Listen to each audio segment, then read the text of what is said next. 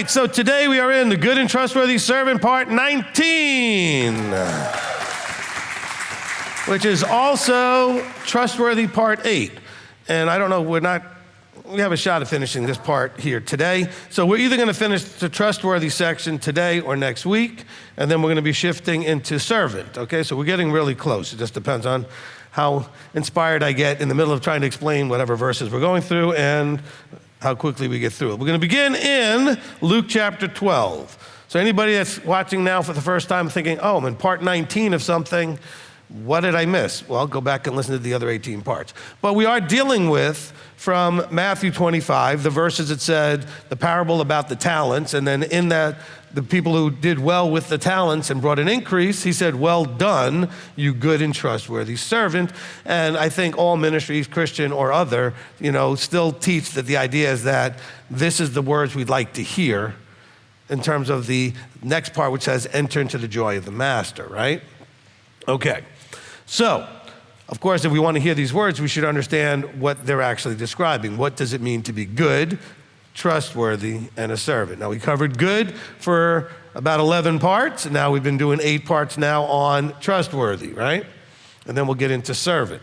So, we're beginning in Luke chapter 12, okay, Luke chapter 12. And in what we're going to be reading, there's going to be mostly a discussion of parables. Okay, Yeshua taught primarily in parables. By the way, the Old Testament, most of the teaching is in parables as well.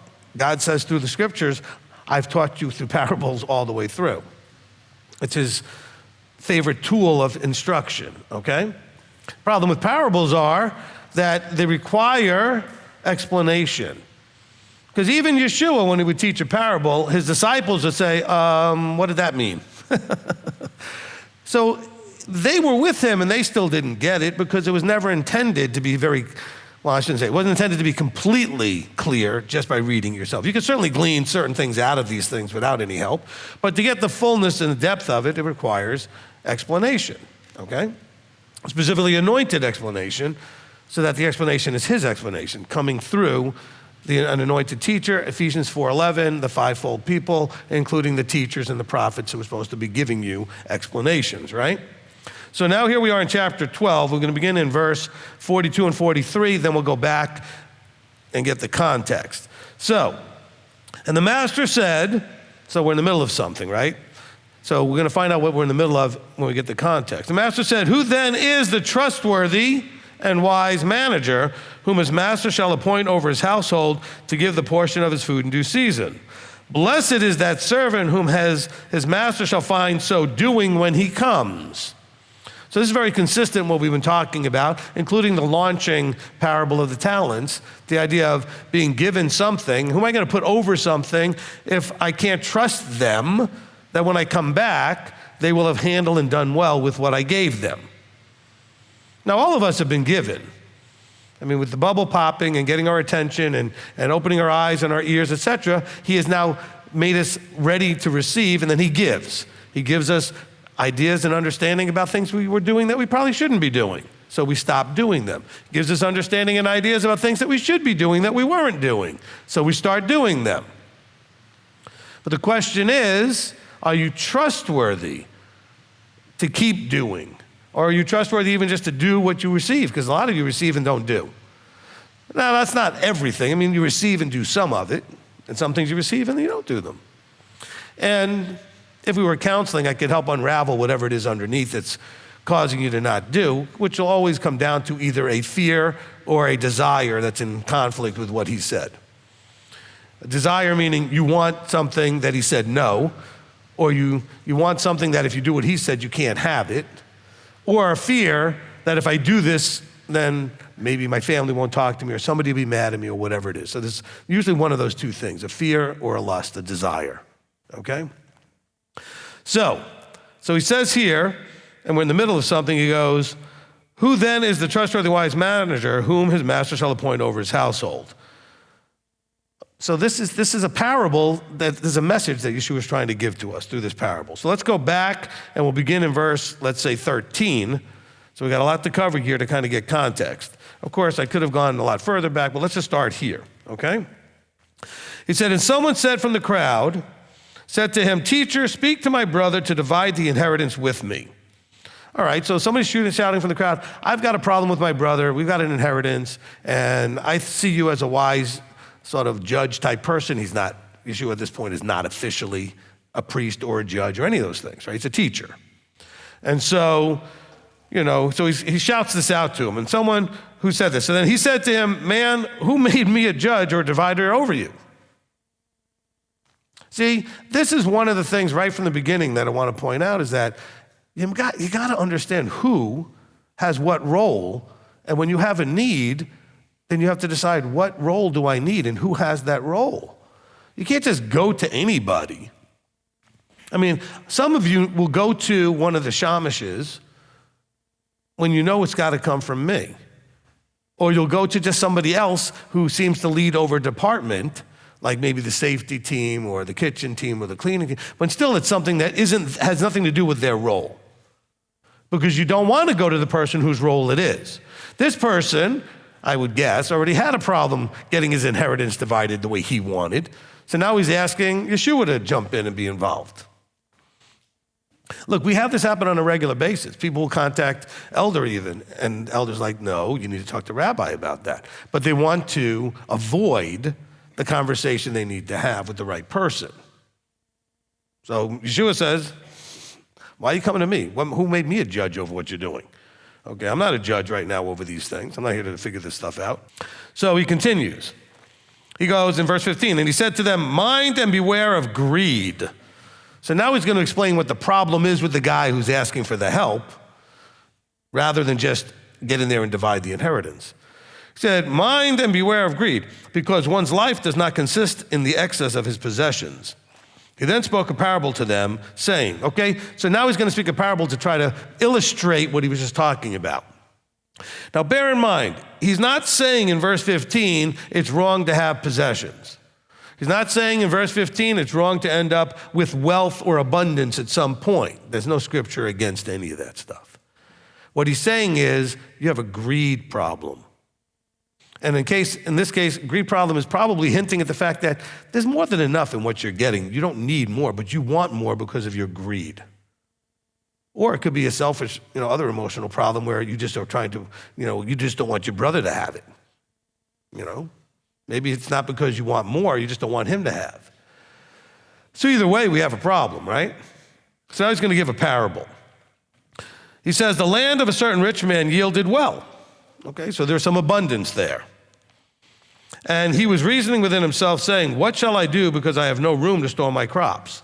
So he's got so much that his storehouses can't even handle it. Isn't that a great problem to have? By the way, you do things correctly and you can have that problem. You really can. And he said, by do things correctly, I don't mean just that you keep Shabbat correctly and you keep feast correctly and you eat correctly. I mean, if you do what brings abundance things correctly. I mean, these are things that actually have very simple recipes that if you do them, you could have more than you need. It's step 1, step 2, step 3. And anybody who does the formula, and it's not like a magical thing, it's just very simple things to learn how to handle money and to understand how work works and how you can, you know what I'm saying? This is basic things. Then you can have these things. So just let's understand that there are attacks on what people do in terms of their love of or pursuit of wealth for wealth's sake. There is no scripture against wealth, because wealth is supposed to, if you're doing it right, benefit others. Okay? Look, in Deuteronomy it says that he gave us the power to create wealth because it helps in establishing his covenant. Okay, so you're supposed to have the wealth. Verse 18, I'm going to do this, pull down my storehouses and build greater ones and store all my crops and my goods there. Then say to myself, life, you have many goods laid up for many years. Take your ease, eat, drink, and rejoice. So he's sitting there going, all right, I've done well. I've done all this work. Now I could just kick back. But Elohim said to him, you mindless one, this night your life shall be demanded from you, and who shall own what you have prepared? In other words, he said, you're not thinking about anybody else. You're not thinking about what's going to happen afterwards. See, we have not done enough as a ministry, I think. We've done a lot, but we haven't done enough in helping you understand life prep when you're younger to be ready for life, but then when you get older, end of life prep. What do you have in terms of preparedness for the inevitable? Whether that's going to happen when you're 70 or you're 100, it doesn't matter. You should be prepared. And whatever you have and who you want to benefit from it should also be planned out. You know, we make more effort to plan out a lunch or a dinner, you know, with somebody. Hey, I want to get together with you. We're going to go out. We're going to eat. Then you plan for things like what happens when you die. I don't mean what happens when you die like spiritually. I mean like literally your plans for funerals or whatever you're planning to do, and inheritances or life insurance to make sure that you're not going to be a burden to somebody with all your debt and other things that they may, you know, we don't plan these things. And so that's what's happening. Elohim said to him, you mindless one, you got all this wealth and you want to kick back, but you haven't planned what you want to do with all these things. He says, what have you prepared? So is he who is storing up treasure for himself and is not rich toward Elohim. In other words, you could be storing up all this physical wealth, but what are you doing for laying up your treasures in heaven, so to speak? We've got those verses. You all know those verses. Christianity taught you those verses. And so he's saying, if you don't look at wealth properly, okay, you're going to have a problem. It has a tremendously, valuable purpose, wealth. Like, first of all, you will be immensely less stressed when you have enough wealth to pay your bills, okay? Because I would say that for most people, paying their bills every month is a stressful act. And the reason it's stressful is because each month it reminds you how right close to the bone you are to being bankrupt, broke, whatever, not being able to pay your bills. And the embarrassment of not being able to pay your bills. If you have wealth is not just having lots of money. Elder and I both know lots of people who make lots of money who are broke because they don't handle the money very well. They're just broke at a higher tax bracket, okay? You can make $200,000 a year and be just as broke as a person making $20,000 a year.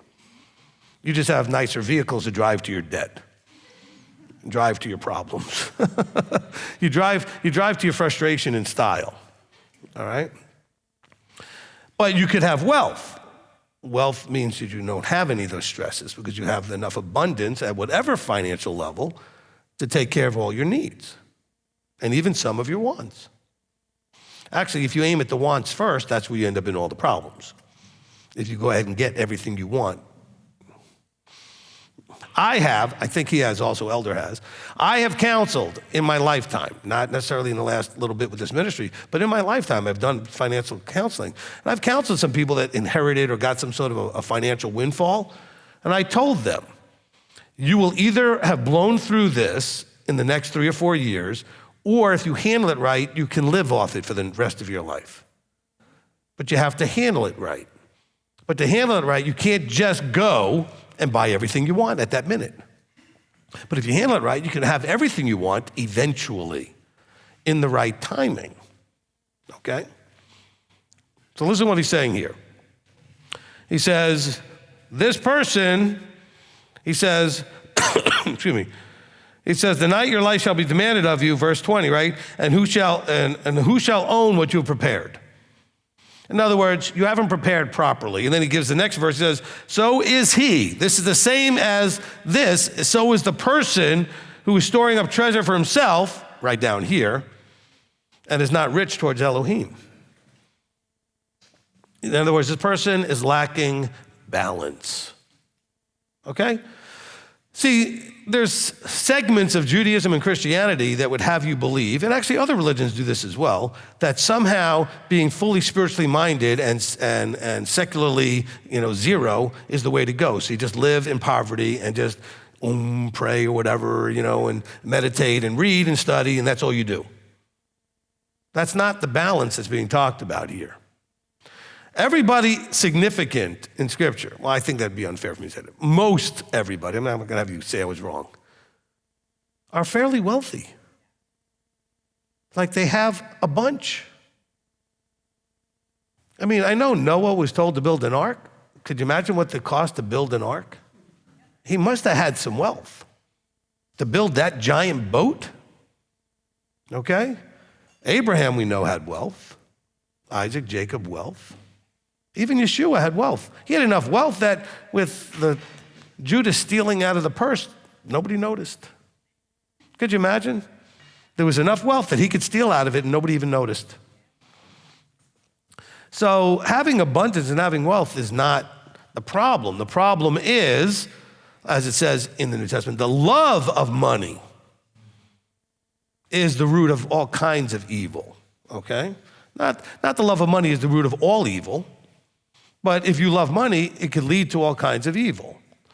What is evil? We talked about that teaching, right? Suffering, misery, destruction, and all these other things. And so you end up with all kinds of destructive things in your life if you're loving money. I love what having money can do for me and others. I don't love the money, okay? So if somebody had, somehow in my life I generated or I had, say, $10 million, I wouldn't be sitting there going, I love $10 million. I'd be thinking, wow, all the things I could do with this money to help people, to do whatever. You understand what I'm saying? So it's not the love of the money.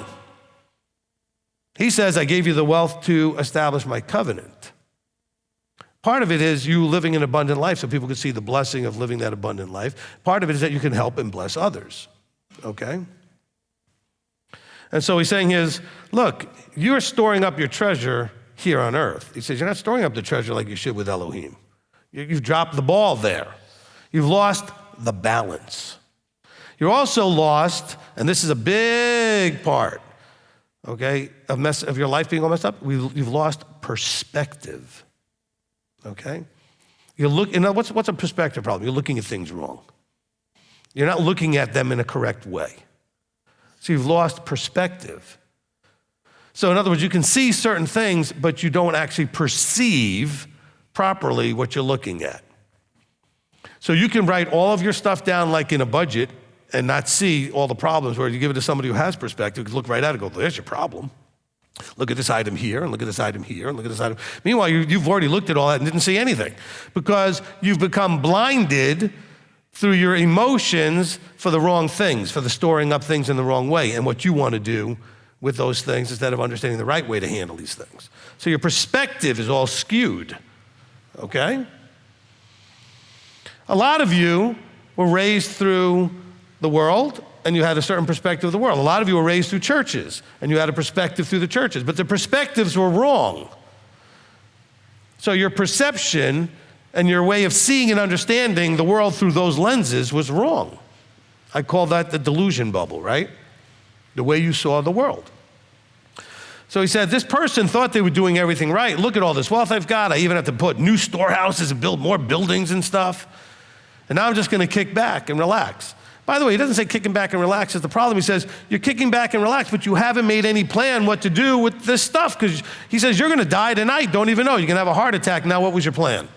He's not saying you're being punished. He's saying, but your life is required of you. In other words, you're going to die, and now what?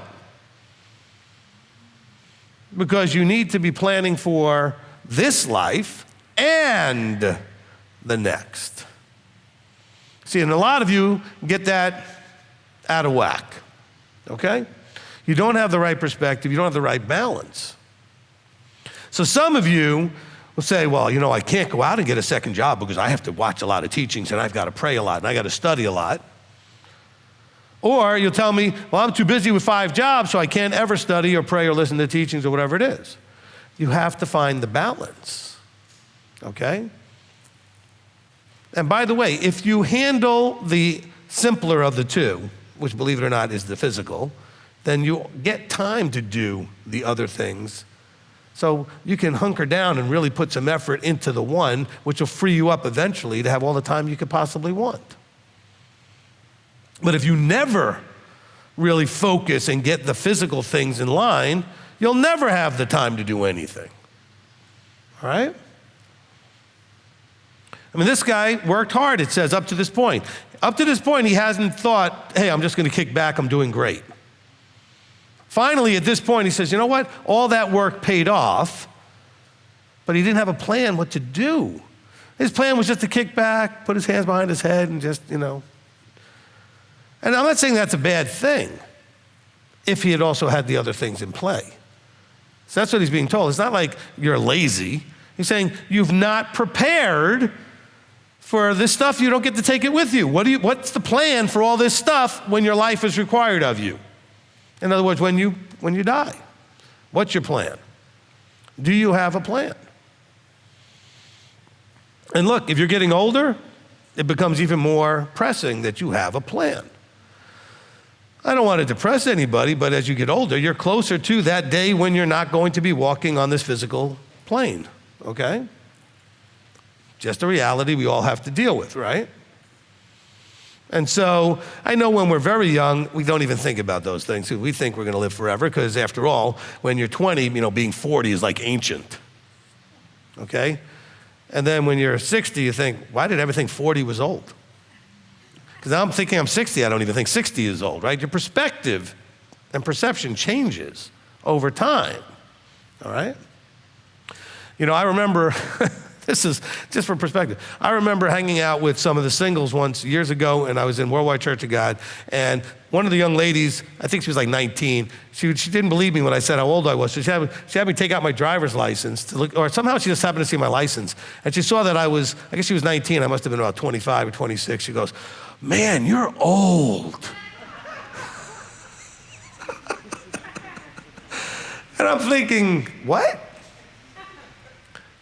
But to a 19-year-old, maybe 26 sounds very old. I don't know. You can imagine what a 40 or 50-year-old sounds like to them, right? But our perspective changes, okay? Our perspective does change. Now, so he's trying to tell you, you need to have this balance. Because if he's going to have you be trustworthy, we read in verse 42, who then is the trustworthy and wise manager? So I went back here because it's still talking about someone that has, but how is he managing it? Well, he's managing it well enough to have a lot of it. But to what purpose? Okay? All right? I made a statement, I think maybe it was last time when maybe during the zone, it doesn't matter. But the last time we were talking, I made this point about somebody that I'm coaching through the Level Up program, put down one of the goals was to have $1 billion or to be a billionaire. And I have no problem with that. My problem was, why? He had no idea. I said, then why did you pick the number? You should have a reason. I would love to be a billionaire, not because I would have so much. I don't think I'd live any different than I live now. But I have so much I could do with that. In other words, what would you do in terms of managing the wealth? What would you do with it? In other words, if you want something, you have to have a why, a reason. See, if it's just for status and saying, well, I'm a billionaire, well, now you're loving the money. Now you're having pride, ego, greed, and all that stuff play into play, or come into play, right? So we're talking about someone who's managing things and being called trustworthy and wise. So let's go back, that's in verse 42. We'll go back into verse 21, okay? He said, so he who is storing up treasure for himself is not rich towards Elohim. And he said to his taught ones, for this reason I say to you, do not worry about your life, what you shall eat, nor about your body, what you shall put on. So it's the same thing we read in Matthew, right? Okay, Matthew 6, and it talks about seek first the kingdom, right? So he's saying, what are you worrying about? So this is Luke's version of the same conversation, basically. He says, life is more than food, and the body is more than clothing. Then he says, look at the ravens, they neither sow nor reap, for they neither have storehouses nor granaries, but Elohim feeds them. How much more valuable are you than the birds? In other words, you're focusing on the wrong things. He's not saying don't make the effort to have, don't worry about it. Okay, none of these guys that we read about in Scripture were just kicked back and just being all righteous, religious, whatever you would picture. They were working in this world to the best of their ability while also having a vertical component in balance, okay? He says, and which of you by worrying is able to add 1 cubit to his lifespan? If then you are unable to do the least, why do you worry about the rest? Look at the lilies. So he goes the same thing we've talked about when we've read this in Matthew many, many times. You guys know this parable over and over again, right? Look at the lilies, how they grow. They neither toil nor spin. And I say to you, even Solomon in all his esteem was not dressed like one of these. And if Elohim so clothes the grass, which today exists in the field and tomorrow is thrown into the furnace, how much more you of little belief? And do not seek what you shall eat and what you shall drink, and do not keep worrying. For the Gentiles of the world seek all these, and your Father knows that you need these. But seek the kingdom of Elohim, and all these shall be added to you. Now, the church will have told you, you don't have to focus on making money and working and everything. Just seek all these, whatever these things are, and everything else gets added to you. No, it's in the balance of the actions that these things get added to you. In other words, do your work. 6 days you are given to work. But don't do it worrying about everything. Abba will provide while you're making the effort. But you have to make the effort and do it in belief. He says, he calls them, oh, you of little belief. Why did you hear the phrase, you of little belief? Because that person was worrying. Worrying. Not because they were spending their effort and spinning the wheels in the wrong direction. They were worrying. He also, look, I know this sometimes gets to be tough. I think that we forget that he gave us a brain. I'm not meaning that to be a joke, which he expects us to use and be rational and logical. And the problem with that is that he expects you, when you're toiling, to recognize when it's not actually bearing the fruit you're looking for. But some of you will spin your wheels, working like a crazy person as hard as you can in an area that will never, ever get you where you want to go. And yet, you refuse to see that and acknowledge it. You'll come to me and I'm like, well, why do you still do that? Well, I don't know. I don't know what else I do. Well, how about figuring it out? You already know this doesn't work. I mean, if you know you need to make $50,000 a year, and the job you're in will never pay you more than 30, well, then you're in the wrong job. Pick your numbers. You can use it any which way you want. You need to make $80,000 a year, and your job won't pay more than 50. You should know where the job you're in is taking you. Now, if you want to work 2 jobs to get to the 80, that's fine. I think it would be better to be aiming eventually at one that gets you there so you have a little bit more time to do all these other things. Even better yet, find a way to move from the left side of the quadrants to the right side of the quadrants. Let the money do a little bit of the work and all the heavy lifting instead of you. But you have to still do the heavy lifting first. Then you move to the other side of the quadrants, right? What is he talking about, quadrants? All right, so it's Robert Kiyosaki, the cash flow quadrants, okay? So on the left is working by hour, employee, self-employed, same thing, just at a higher pay rate. The other side is business owner. I don't mean self-employed, that's on the other side. I mean business owner like you own a McDonald's, you own some sort of business, right? You own a landscaping company with employees. Something with at least, I think that for business, it's at least 100 or 200 employees. Like it's a bigger business they're looking at, okay? It's not, hey, I work for myself still. Because even if you have a small business like a landscaping, you're still really working for yourself, okay? So it's the kind of business that runs itself and you don't have to be there. So you own a business. And then the bottom, on the right of the quadrant is an investor. You let the money go and do the work. You invest in something and then it's generating something. But you need to understand. All right, remember the chart I had, right? The you are here chart? Okay, so with the you are here chart, you had you are here. This is your starting point. This is your destination point. Problem is, you never ask the question, the vehicle that I'm driving, okay? Well, I should say this is the you are here. The vehicle that I'm driving this way towards the destination, you should ask the question, can it even get me there? And if it can, will it be in a reasonable amount of time? Look, I can go from here to New York. I can walk. I don't know how many months that would take, but I could walk. I might get there eventually. I could ride a bicycle. That might get me there eventually. Okay, the question is, well, how soon do you want to be where you're going? I could drive a car, and I could get in an airplane. So it's all about all of those ways I can get there. But which vehicle makes sense? Then there are vehicles that will never get you there. okay? I mean, if you're looking to get to X number of dollars a year so you can pay bills, have a life, or buy a house, whatever you want to do, well, you should already know, is what I'm doing going to have any opportunity to actually get me there? If you don't know, ask the boss you have, where does this take me in 5 years, in 10 years, okay? What will my income look like? Does this thing have the potential?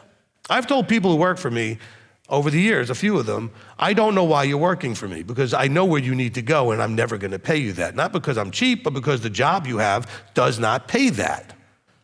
Okay, the job you have pays what it pays. And I've had to also tell some people sometimes when they wanted more, I said, I'm sorry, but the job doesn't pay more.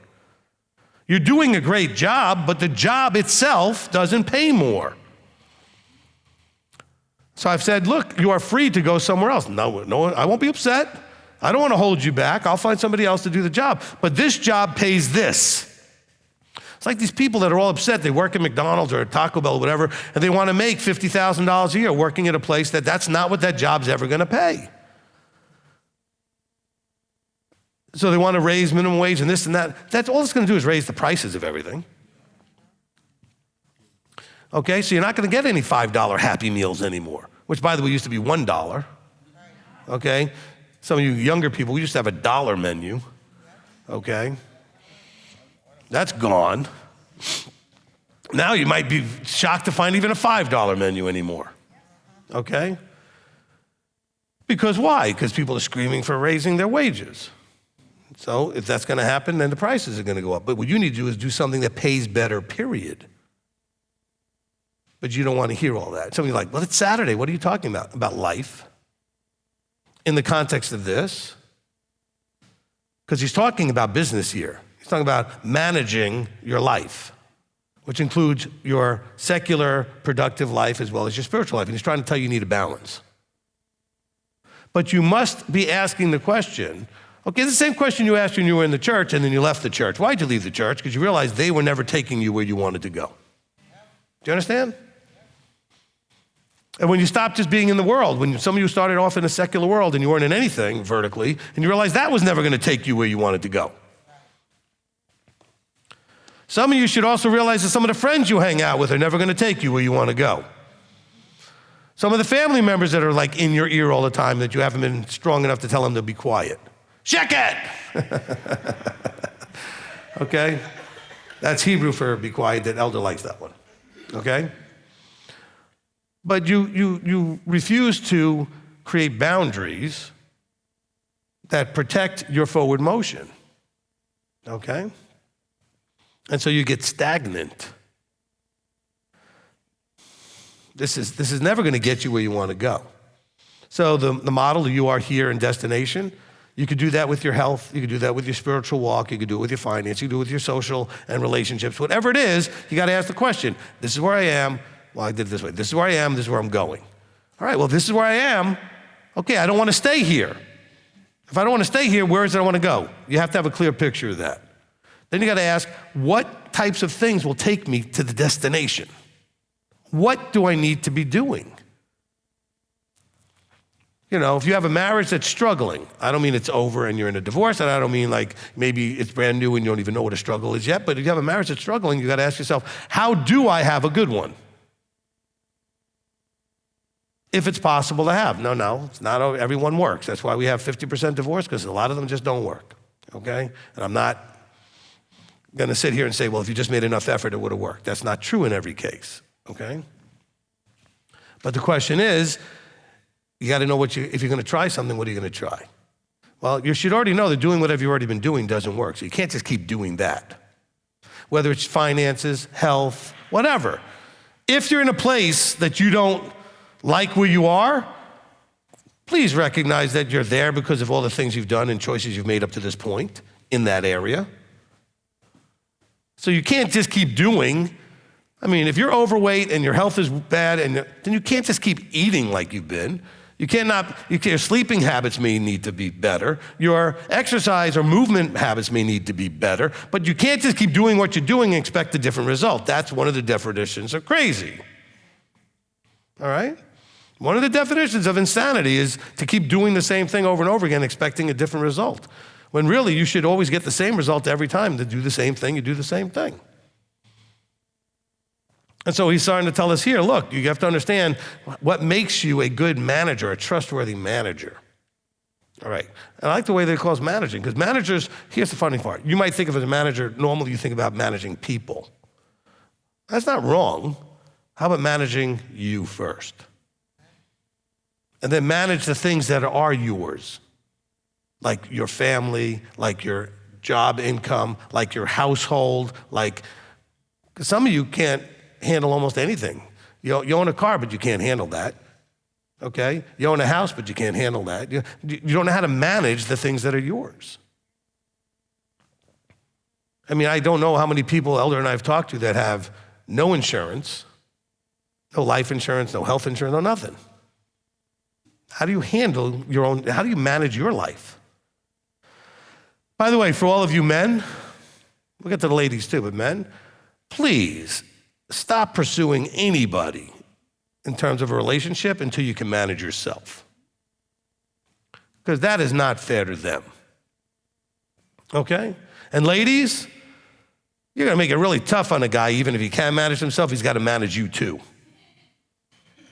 So stop being like, well, I'm looking for a guy. Well, but you're a mess. Okay? Both sides of the equation.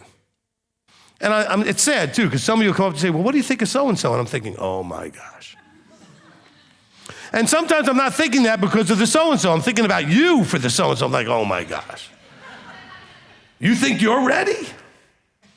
It could have been either one of you or both. And I'm thinking, oh man, oh please. This is a future counseling nightmare. You guys will be in here every week. Okay, because you're not preparing, which is what this is talking about in verse 20, right? Okay, it says, and who shall own what you've prepared? You have to own what you've prepared first. And then you want to marry somebody, they're going to get to own what you prepared, which is you prepared nothing except the crazy disaster that you are, okay? And you're laughing. It's funny, the ones who are laughing know they're already disasters. That's why they're laughing, okay? And it's funny, I guess. It's not funny in reality, okay? What I mean reality is when you take all that and try to bring it into a relationship, it is not funny, okay? But you guys don't want to do the hard work up front. Oh, but I think he's cute. I think she's cute. I think, then you come and ask me my opinion, and I want to choke on my tongue so I don't say something, please don't ask me. That's all I'm thinking at that moment. As soon as I hear the name you put out of your mouth, I'm like, oh no. And it's not always because of them. I'm thinking about maybe it's you. Maybe there's nothing wrong with them. I don't know. Look, if you have only got a GED or less, okay, and I'm not a big fan of promoting college for just no reason. I'm saying, but if you've not been that well educated or certified or taken whatever certifications, and you've only worked in basically manual labor or fast food or some other basic, lower end industry, where the lower pay is, and then you're thinking, but I need to make triple what I make now, well, then you have to go and get prepared to qualify for that. And I'm not saying that means college, because I don't think anybody should go to college unless college is required for what you need to do. You understand what I said? College is a very expensive way to just get information. Now, if you want to be in the medical field, you want to be a dentist, a doctor, whatever, you need to go. They won't let you get it any other way. You want to be in the legal profession, you want to be a CPA, right? There are things you must go or they won't ever give you the license. All right, go to college for those things. Okay, those professions that require it. All right? Some of you want to go into other places like, say, in the IT field, you just need certifications. You don't need to go to college. You need to go take a course and get a certification. But you got to figure out, I'm qualified to say, you want fries with that? That's not going to pay you more than $30,000 a year. It just doesn't. But I need to make 80. Well, they don't pay $40 an hour at McDonald's or Taco Bell or any other fast food place. Even the supervisors don't get that, or the managers don't get that. So you have to start thinking, I need to prepare. Now let's take it back to the book. I know some of you are thinking, what is he talking about? This person didn't have the financial wealth problem, but he hadn't been preparing on the other side. And some of you are thinking, well, what does that look like? What does treasures in heaven look like? I don't think, this is now me speaking for me, all right? Sometimes, very few people ever say that in Scripture. Paul says it a few times, that this is me speaking, right? So this is me speaking. I don't think that he is that impressed with the number of hours you spend reading the Bible. I don't think he's that impressed with the number of hours you spend listening to teaching or the number of hours you spend on your knees. I think he's much more impressed with when you do all of these things, what do you do in your life with it? When you're interacting with people, when you have choices to make, do you make them according to what he's taught you, or do you make them according to the world or whatever, the way you used to do them? In other words, where the rubber meets the road is what impresses him. Now, you do need to study and all these other things to have the information, but you don't necessarily need to do that many hours and hours and hours of it. What's more important is when you learn, are you putting it to use? Because it's well done. It's not well studied, okay? Well listened, like you will listen to a teaching or whatever, right? Well watched. It's well done. And so that's where we have to really make sure we're spending time. Now, that doesn't mean you don't do any of the other stuff. It's the balance, right? But some of you are so busy in the input coming in all the time, just sucking in all this information, but you're not applying. So where does the treasure stored up in heaven? Every time he watches you make a decision based on what he showed you, especially if it's different than you used to do, and he says, that was good. You made a better decision this time, a better choice because of what I've shown you. I gave you the information, revelation, right? Information revealed. You received it and you applied it. Those are the things that store up the treasures in heaven. I know a lot of people, and you know a lot of people that have read this book over and over again and over and over again, and yet they have no idea how to do what's in it. Think of all your Christian friends that, they study like crazy. They read the Bible from cover to cover once a year. They go through the whole cycle and everything else. And yet they still haven't figured out Shabbat. They still haven't figured out Torah observance. They still haven't figured out holy days, Christmas, Easter, or not holy days, whatever. They haven't figured any of that out. Because reading and studying doesn't necessarily get you there. There's more to it. He has to reveal, then you apply. So he's not negatively judging them either. Just like he's not proud of you either if you're just reading and studying. What are you doing with it? That's where your treasures are. Because he values your application of what he shows you. Let me say that again. He values your application. He doesn't value that you made the effort just to get information. Lots of people do that. What he values is, are you going to do it? Are you going to do it? Information is nothing. It's potential. People say knowledge is power. Knowledge isn't power. Okay, it's potential power, right? If you're a scientist, right, you have potential energy and you've got kinetic energy, right? What's kinetic energy? Something that's actively in motion, something that's, right? Knowledge is not kinetic. Knowledge is just potential. Knowledge being applied is kinetic. You understand the difference? Okay? That's where the power is, in applied knowledge. All right, now, so he goes through this whole thing. He's saying you guys are worrying about things you shouldn't be worried about. Stop worrying about these things. Do the things necessary. Aim where you need to aim. Provide the wealth you need to have the life you need. And then balance yourself now with the vertical stuff, because that stuff should be, once you line it up, you lined it up. See, but you worry about it, you stress over it because you're in the wrong vehicle. Do you understand? Some of you are thinking, well, why do you keep talking about this? Because this is 99.9% of what you worry about, stress about, and what your problem is. you have not figured your finances out, okay? You have a spending problem on top of it too. But the spending problem isn't the problem. If you got your spending problem perfect and still never made any more money, you'd still probably have a problem. Because most of you are underemployed, meaning you're not employed in a way that pays you enough to have a decent life, which is most of the country, most of the world, okay? But lots of people do make that because they made the effort to figure out what to do to get there. And it can be done. You know, one of the things that, and again, just because it came to my head, you know, one of the things that really pays well that people, there's a big need for are basic skilled jobs. Plumbing, carpentry, heating and air, electrical, trades. The trades pay very well, and you know what? Nobody's going into these jobs. They want to do things where they sit on their butt and do something with a computer screen, okay? They don't want to do the actual physical work. Those trade skills actually pay very well, okay? Welding, all right? All the trade skills. And you can go ahead and get into those without having to spend $1 bazillion on college, okay? You can actually go into apprenticeship programs, and they'll train you and teach you everything, and they'll put you through some courses if you need to do that, whatever. Those jobs, auto mechanic, diesel mechanic, you know, the higher end, you can get paid pretty good.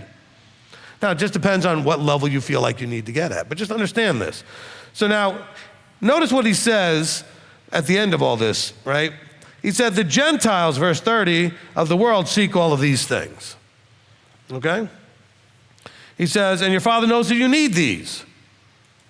He says, but seek the kingdom first, okay? So in other words, your main goal is the kingdom, but I'd like to have a minimal, stressful life while I'm doing that. So I have to have the balance. Now, I'm not going to break Shabbat and Torah in my pursuit of wealth, but I'm not going to pursue wealth as the ultimate goal. I want enough wealth so I don't have to be thinking about it ever again. In other words, I have enough coming in and I have my job worked out and I know what I'm doing with all that, so I can focus on all the other things.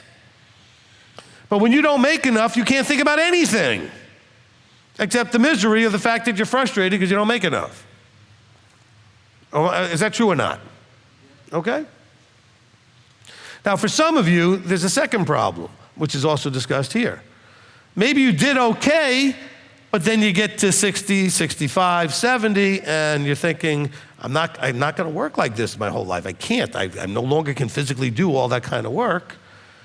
What am I going to live on then? Because did you start planning it when you were 30? It's a little tough to plan it when you're 60. So all you younger people, you got to be planning for 60 now. As a matter of fact, if I had known, and I'm sure I had the information when I was younger, but if I had actually embraced the information, I would have been aiming for what I wanted life to be at 50 when I was 25, okay? But of course at 25, 50 sounded like 100 years away. I didn't know how 50 was going to be. Wow, I feel pretty, at 50 I felt very vibrant and healthy and all that. You know, it would be nice for life to be a little bit easier and have money working for me by the time I was 50. I'd aimed at that, I would have got there, but I didn't aim at that. Because everybody talks about retirement and Social Security. Man, if you're looking to live on Social Security, now I know a lot of you do and that's fine, but I'm saying if you're younger and you're looking at Social Security, go ask somebody living on Social Security how great that is, okay? It's tough. It provides a minimal amount of stuff. Especially if you didn't make huge amounts of money. Because remember, it's based on the amount of money you made and what you paid into it. If you never made more than a minimum wage type of job, you're not going to get a whole lot in Social Security, okay? Look, I have no idea. Well, actually, that's not true. I got one of those statements that tells me what I'll probably get if I want to get that at some point. I could promise you right now, I made the effort so I don't need it. I'll use it. I won't turn it down, but I won't need it. And that should be a goal for all of you. And why should you let the government tell you when you need to quote unquote retire? You should do it when you want to do it. If you want to do it. I don't think I ever want to retire. Okay? But some of you, what you would like to do Doesn't pay very well. Good. Make the money doing stuff you hate doing so that one day you could just do what you want to do and don't need the money for it. Do you understand? Pay the price so that later you can kick back and do something that doesn't pay very well, but who cares? You're loving it. That works really well too, okay? You know, my son had some ideas like that. This is nothing negative about him, but when he was younger, he had ideas of a bunch of things he really wanted to do that didn't pay well. I said, fine, go make a whole bunch of money, have that money start working for you, and then go do that later. Because then you'll have the time to do it, and it won't matter that it doesn't pay well. But in the meantime, let's not focus on the thing that doesn't pay well. Do it as a hobby, do it on the side or whatever, but don't worry about it. All right. The world is way too focused on, well, you got to love what you do. No, you got to make what you need. Because if you love what you do and it doesn't pay enough, you're still going to be miserable. Okay? Yeah, I'm just telling you. Look, if you're doing something you hate, but it pays really well, you're only going to be miserable while you're doing it. When you go home, you'll be happy. You do what you love, it doesn't pay well enough, you're not even going to love it while you're doing it knowing it doesn't pay well enough. If you go home, you're still going to be miserable because you don't have enough money. Better to do something you don't like that pays well. Okay? I'm just saying. All right. So let's continue here. Okay? He says, do not fear, little flock, because your Father did delight to give you the rain. Sell your possessions and give in kindness. Make yourselves purses which do not grow old, a treasure in the heavens that does not fail, where no thief does come near, nor moth destroys. For where your treasure is, there your heart will be also. Okay, so he's not telling you necessarily, hey, just sell everything and be poor. He's saying is, divest yourself of those distractions that are preventing you from having balance. Okay? Get those things. He says, sell your possessions and give in kindness. In other words, this guy here had all this wealth that we were first reading about, but he had no plans to give, no plans to use it in some sort of benevolent way, to let it benefit others. He says, let your loins be girded and your lamps burning. Oh, so there he's saying, wait a minute, you should be working. You should be girded up, lamp burning, active, okay? And be like men waiting for their master when he shall return from the wedding, that when he comes and knocks, they open to him immediately. Blessed are those servants whom the master, when he comes, shall find watching. Truly I say to you that he shall gird himself and make them sit to eat and come and serve them. All right, so now he started and give us another parable about the same sort of idea. But recognize, it's not against wealth. It's about, do you understand what you really should be valuing and the effort you should be making? You know, if your pursuit of wealth turns you into a obnoxious, selfish jerk, then what was the point? Okay? Now you could be the nicest, generous, whatever, but if you don't have anything to be generous with, then what can you do? Okay? And first of all, can you take care of you? And then can you take care of others, like if you have a family? But a lot of you can't take care of you. So some, especially the ladies, you're like waiting for that guy to come in to take care of you. And I hope you find one. I do. That's not a bad thing. And guys, you should be looking to take care of as opposed to needing them to take care of you, or needing a second income from them just to make things work. However, ladies, you shouldn't need that. You should be able to take care of yourself. You may be single for a while. What if something happens to him? I'm not even talking about like divorce. What if something like a heart attack, something can happen, that you didn't expect, and now you got to take care of yourself. You should be able to take care of yourself. All right? Look, my wife can take care of herself.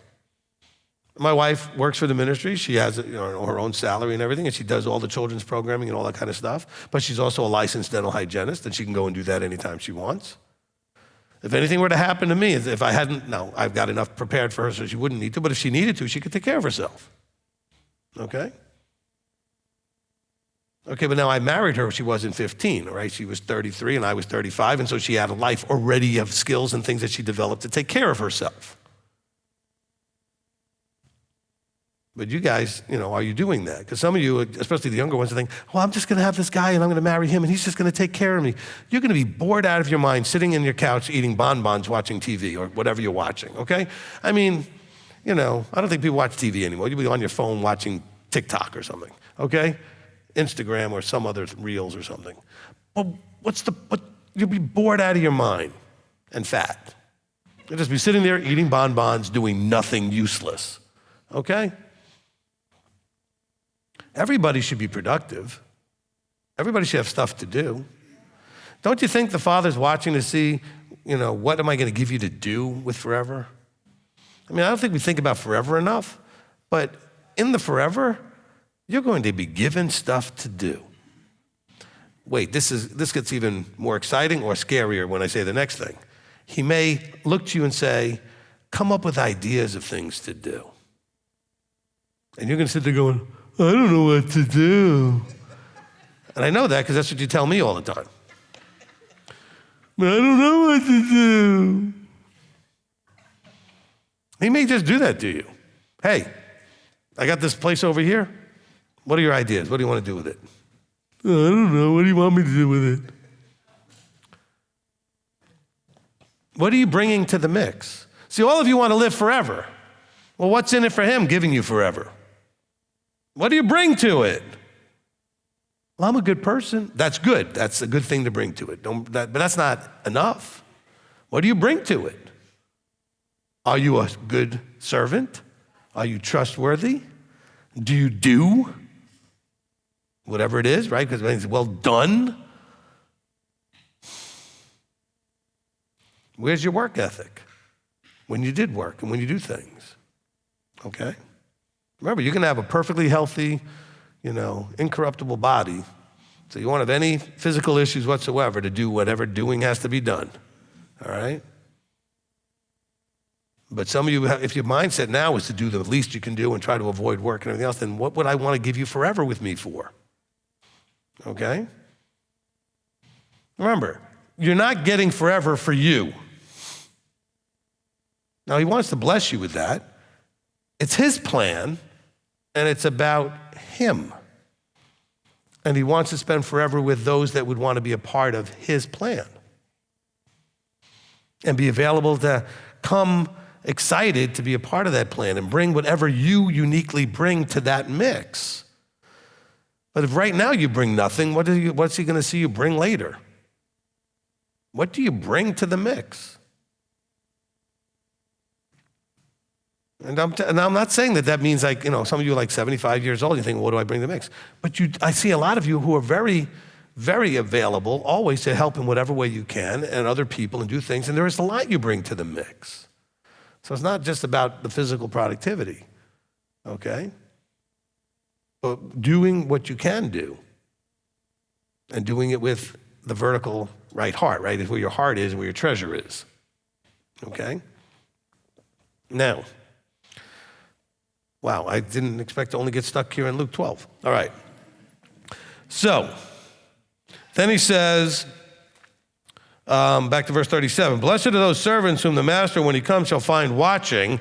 Truly I say to you that he shall gird himself and make him sit down to eat and shall come and serve. And if he comes in the second watch or in the third watch and find them so, blessed are those servants. And know this, that if the master of the house had known that what the hour the thief comes, he would have watched and not allowed his house to be broken into. And you then be ready, for the Son of Adam is coming in an hour you do not expect. So he's making an example here saying, look, when he talks about first watch, second watch, third watch, this is guard duty, okay? People who are being on guard in case something happens, okay? We're talking about watchman on the wall type stuff, guard duty, being on security. Now, he's saying if you're looking for protecting the house against a thief, well, if you don't know when the thief is coming, if you expect that might happen, you would have to have people on guard duty paying attention during these different shifts so that you have it covered, because you don't know when. Actually, you don't even know if. But in Yeshua's case, we know, it says here, the Son of Adam is coming in an hour you don't know, but you know he's coming, but are you watching? What do you mean by watching? Well, I'm not saying stand outside staring at the sky, but are you watching over you so he finds you so doing? Okay? Doing what? Walking in covenant, transforming into his image, becoming Yeshua-like. Does he find you so doing? Does he find you productive to whatever degree you still have that ability to do? Okay? And again, if you don't, then there are other things you can do, like be there for people and be friendly and be whatever you can be. If you're older, especially, you can help maybe the younger ladies and give them some insight because you've got, hopefully, wisdom through age and that kind of stuff. Whatever you can do. Now, so he continues and he says, verse 41, and Kepha said to him, Master, do you speak this parable to us or also to all? And the master said, who then is the trustworthy and wise manager, whom his master shall appoint over his household to give the portion of his food in due season? Blessed is the servant whom his master shall find so doing when he comes. Truly I say to you that he shall appoint him over all his possessions. But if that servant says in his heart, my master is delaying his coming, and begins to beat the male servants and the female servants, and eat and drink and be drunk, the master of that servant shall come on a day when he does not expect him, and an hour that he does not know, and shall cut him in two, and appoint his portion with the unbelievers. Whoa. So now, who's he talking to? He's talking to those in positions of authority primarily, right? He's saying, look, you guys are first. Now, it doesn't mean that it doesn't apply to everybody else also, because all of us at times do have levels of authority over somebody, okay? But it's your thinking, well, like Moses, nobody's watching. So I killed the Egyptian, nobody's watching. Well, he's not coming tomorrow, so I can go do this goofy thing that I shouldn't do, or this thing I know is sin I shouldn't do, because I can always fix that later. Because you're not being diligent in the moment. You're not owning that you don't know. Okay? All right? If you're doing something, okay, anything, that if I walked in the room or Elder walked in the room, you'd be like quickly trying to, adjust whatever you're doing, then you probably shouldn't have been doing it. Think about, he's watching all the time. But it's finding so doing, because the person's like, oh, the master is delaying his coming, so I guess it's okay if I just go ahead and beat some people and stuff. Now, remember, it's the master's not here, so I think I can get away with it is the point, right? But then the master shows up and catches you doing it. Okay, for all you guys, ladies too, that have problems where on your phone you're watching things that you shouldn't be watching, well, would you be okay if I walked by, or your wife walked by, or your husband walked by, or whoever walked by and saw what you were watching on your phone? People undressed, doing things or whatever. This is a big problem. But you guys all sneak off in private somewhere thinking, well, you know what? He's watching all the time. Or how you treat people. Maybe you own a business, maybe you do whatever on the job, and how you treat people, you don't think he's watching? Because you're thinking, well, but if I was standing there, you might not act that way. But hey, nobody in the ministry is there, nobody from the congregation is there, so I'll just act whatever dumb way I want to act. And we all think we're getting away with something. Don't you know he sees it all? I believe that. But you should never have anything like, because look, if you're a parent, you've walked into a child's room where they're quickly changing the screen or clicking the mouse or doing something. Because you busted them. And they go, what's going on? They're like, nothing. No, really? They're so flustered they can't even talk. And they think they fooled you. And you're sitting there laughing like, busted. Oh, no, I wasn't, But that's the case. All right? Most parents have had that moment. And the kids all quickly closing something or doing something on their phone or hurrying up and, nothing. I'm good. They don't even know what to do with their hands. They don't, cheeks all turning red. And then you go, no, really, what were you doing? No, nothing, no. Give me your phone. You don't actually have to get busted. You're already busted. Do you understand that? You don't actually have to get physically caught in whatever stupidity, because he's already watching you. I don't know why you would not understand that, okay? Well, that's part of what he's talking about. I said, look, verse 45 is your problem. It's not that you're saying he's delaying in his coming. You're basically saying he's not actually here right now. So I think I can get away with this.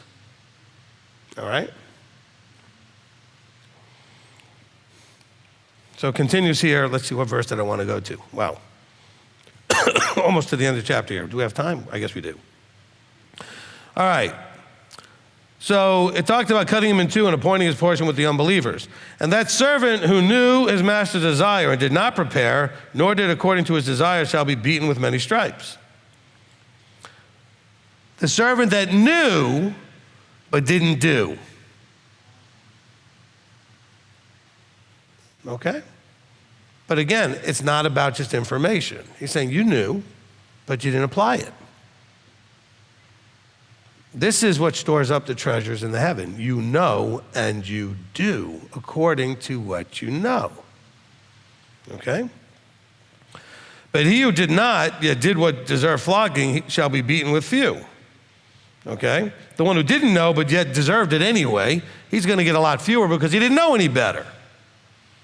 Okay? Which then goes to all the dumb things you did before you knew better. Just let that go.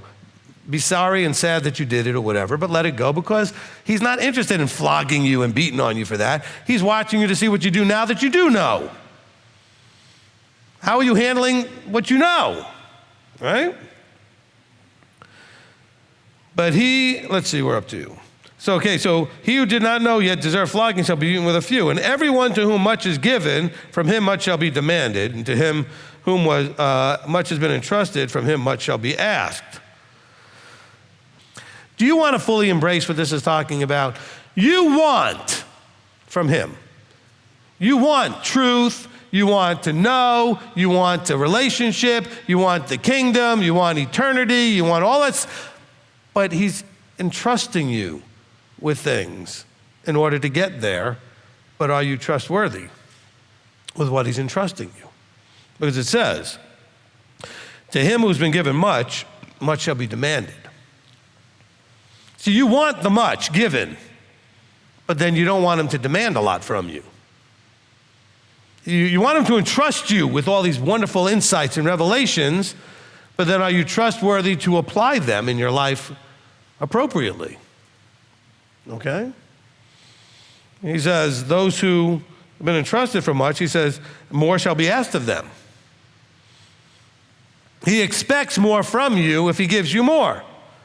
And you sit there asking for more, but somehow you're just not expecting him to want more. You want more, but you don't want to embrace that means he's going to expect and ask you for more. Okay? If you're at this level, whatever this level is, and you ask for more, so you get to move up a little bit, he expects more from you at this higher level. Okay? Maybe this would be a decent analogy. I'm teaching my 5-year-old, whatever I'm teaching my 5-year-old, but I know it's a 5-year-old. And I know that they can only receive so much. So my expectations with the 5-year-old, let's say, is about here. Now that 5-year-old is a 10-year-old, and I'm teaching the same things maybe they learned at 5, but with a little bit more depth of understanding and more expectations. Now they're higher up, but I expect more from the 10-year-old. Now it's an 18-year-old. But now I expect more from the 18-year-old, right? So as your capacity to understand and apply increases, his expectation that you apply what you understand increases. Let me say that again, because I like the way it sounded. I never said that way before. As your capacity, okay, to understand increases, okay, his expectation that you apply it increases. Because after all, when you first start learning, you can only understand so much because you have all this other indoctrination and you've been all well-churched and all this other stuff. So as you're unlearning that and as you're starting to now elevate in your capacity to understand, his expectation in your application of what you understand keeps going up as well. And the more you apply and the more you ask, the more he's going to give. Because all you people say, I just want to know the truth and I want to understand this and I want to understand that. And some of you, when you come to him, like, but are you even doing all the other things that I've already explained to you? Or do you just need to have all these answers to things that you think you need these answers to? Well, what are you doing with what you already had answers to, what you've already been given answers for? What are you doing as far as applying those things? Verse 49, right? Okay? He says, I came to send fire on the earth, and how I wish it were already kindled. So what is he talking about sending fire on the earth? Okay, so he's not wanting to burn the earth down, although we do know in Revelation 21 that there's a new heaven and new earth, the other one's burned away. What do I teach you in the baptism of fire teaching? What does fire do?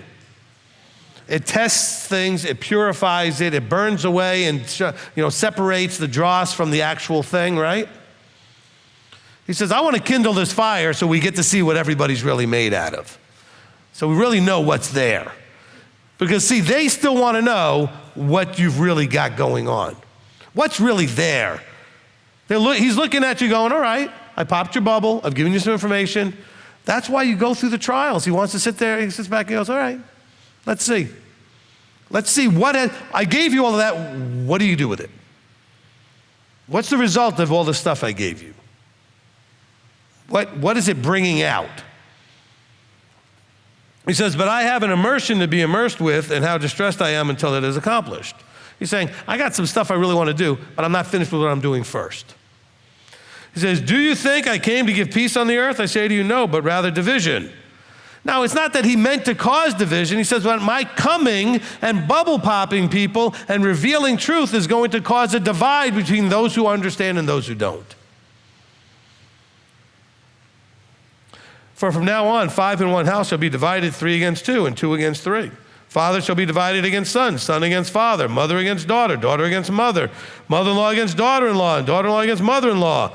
In other words, even people that are that close are going to be in a rift of division over their understanding of the expectation of covenant through Messiah. That this is going to cause, and by the way, most of you have had this experience in your own house. Okay? Either literally in the house with parents and children or husbands and wives, or extended family. Okay? You've had this. So here, it's kind of cool to know he said it and we know it's true because we've experienced the same thing. Because how you see Messiah and how they see Messiah will cause a division. And he also said to the crowds, when you see a cloud rising out of the west, immediately you say a storm is coming, and so it is. And when you see the south wind blow and you say there shall be hot weather, it is. He says, hypocrites, you know to discern the face of the heaven and the earth, but you don't know how it is to discern the time. And why also do you not judge for yourselves what is right? This is really, really the problem, okay? We don't judge for ourselves what is right. We're too hyper-influenced by everybody around us. He gives us insight. Instead of applying it, we get influenced by somebody around us, which, by the way, is another parable called the sower of the seed. And so here the information is given to you, and it's sown in what kind of ground? Because based on the kind of ground, you end up having the concerns of the world and all these other things, and what everybody's saying blow you right out. You can't do this and care about what everybody else thinks about it. By the way, you can't get wealthy, you can't do anything successful if you're going to care what everybody thinks about what you're doing. Okay? You can't. You have to get to the place where you just don't care. Because by the way, if you are hanging out in a crowd, and that crowd is at the same level, this one level, and you decide all of a sudden you want to go up here, the crowd isn't going to be very happy with you.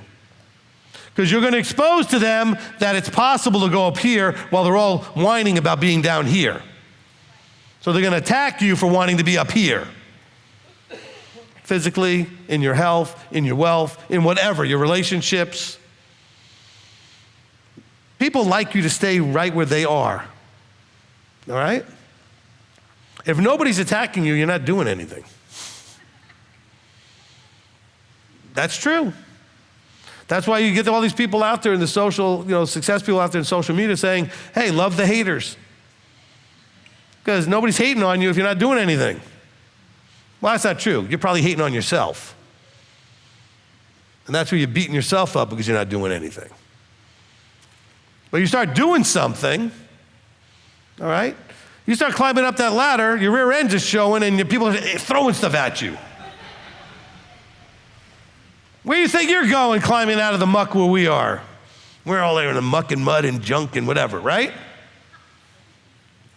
How dare you demonstrate that all of us could have done the same thing? How dare you? But that's why you'll get attacked. Most people don't have belief. So when you start having it, guess what? You'll get attacked. When you start coming out of like mainstream Christianity into the truth and of covenant, guess what? You're going to get attacked. Why? Because they know, just like the same thing with finances or health or anything else. If you're with a bunch of people and you start to climb out, they know if you're right, they're wrong, and they can't handle that. Okay? You're suffering from some illness or some situation health-wise, and you start hanging out with a bunch of people talking about how you all have the same problem. You come up with a solution that starts working. That means that they could have done that too. But after all, they say that we've tried everything and we're just not going to. It could be any area of your life, okay? If you're right and it works, then they look bad. Not in reality, in their own heads. Instead of being inspired, going, oh, look, it works, I can do it too. That's where they should go. But they're not mature enough to do that, most people. So rather, I've already convinced myself I can't get out of this pit. So the fact that you're trying to climb out, I can't let you do that because I've already convinced myself it can't be done. And if you do it, that ruins my whole picture of everything. Okay? And you're going to let these people drag you back into the pit.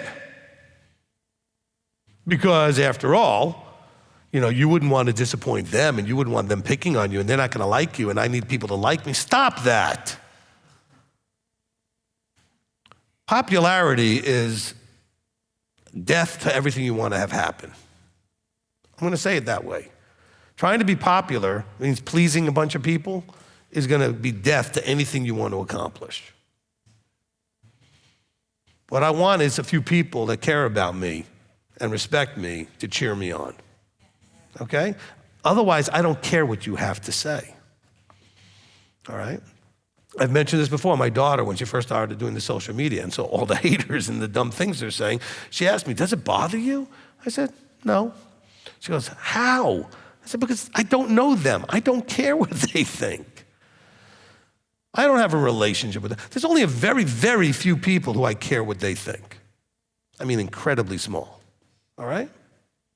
Like one hand, maybe, okay? And if you're not one of those few, I'd like you to agree with what I say and do. I'd like you to support it, but if you don't, I could care less. It's not going to affect what I'm doing, okay? But so many of you have this problem. I mean, it's amazing how all the motivational success coaches all are saying the same thing for years now. Stop listening to everybody. Unless they have what you want, then listen to them about how to get to where they are, okay? Look, my son was telling me the other day, he's doing HVAC and he's in the union and stuff in New York, and he happened to be partnered up with a guy who was he said the guy was a beast. He just knew everything. He was just incredible. So I asked him the most important question I would think of, which is, because he's making all kinds of money and everything, I said, did you ask him how to go from where you are to where he is? And he said, yes. I said, good. Okay? That's a person he should listen to.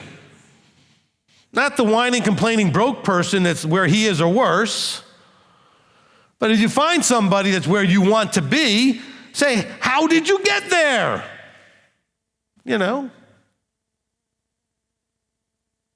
It's like this dumb joke, and I won't put a category on it so we don't insult people, but you could put whatever group of people in your life you used to insult and as being dumb or whatever. So one of these people is walking on the side of a river and sees another one on the other side of the river.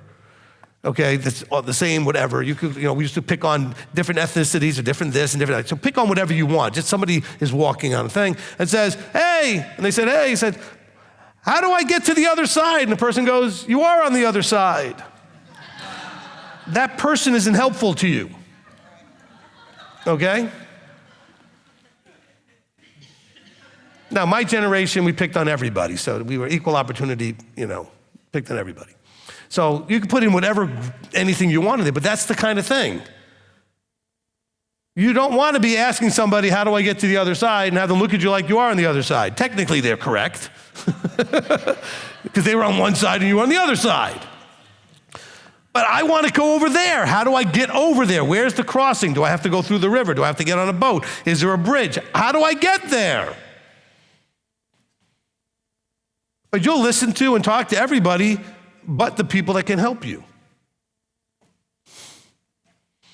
The biggest failure financially for most people is that they get advice from broke people. Why would you ask somebody that doesn't have the finances you want to have? And say, how did you do that? All right? Elder always talks about that one relative he has that, was making huge amounts of money, and he said that person, that when he asked him how he did it, he was the first person in his family that ever asked. That's so dumb. Why wouldn't anybody else ask? How did you do it? Because it wasn't like, just winning the lottery. Somebody found a method, a path, a process that got them to where he was. Which means that if you do it, you can get there too. Success is duplicatable. By the way, that's why Yeshua gives us the transformation into him as the path. He's showing you, duplicate me and you'll get what I have. See, it works with everything. If you ever actually find a couple that has a great marriage, I don't mean a publicly great marriage. I mean an actual great marriage, which means that they've been in the garbage pit more than once to get to where they finally are now in a good marriage. You might want to ask them how they did it. How did you do this? Because I remember they interviewed, because you can find couples that have just a publicly looking good marriage. They were interviewing some couple that was celebrating their 60th anniversary, whatever, and asked the husband, what's the secret? He said, alcohol, lots of it. Okay? That's not the secret to a good marriage. Okay? Okay? But if you find somebody that succeeded in an area you struggled, maybe you want to lose weight, find somebody who successfully lost weight and kept it off, right? You want to find somebody, maybe you're dealing with a cancer or some other thing, find somebody that overcame that and they successfully found a way to treat that. Maybe you're dealing with depression, find somebody who's overcome that. Maybe you're dealing with anxiety, find somebody that overcame that. Why do you talk to other depressed people about being depressed who haven't successfully gotten past it? Because then you're both depressed, even more so than before. You will just have a little pity party and wallow in it. There's no point to that, okay? So if we're going to be good and trustworthy servants, go look for some good and trustworthy servants to emulate. And Yeshua gives us the greatest example and gives us a book full of people where we have examples of people that did it well and did it poorly, so we can learn from it. And that's kind of really the point, isn't it? So when it says, who then is a trustworthy and wise manager or steward, it's the ones that are, A, found so doing, and are watching, and are not thinking the master delayed, and are aware that every moment, every day, all the time, I need to be on guard, not so much on my game, so to speak. I have to be on. I have to be so doing. This is not something you do when you take a day off, because it's got to be who you're becoming, not what you're doing, right? Well done, good and trustworthy servant means you've become a good and trustworthy servant, not you've acted like and behaved like a good and trustworthy servant. Does that make more sense? Okay?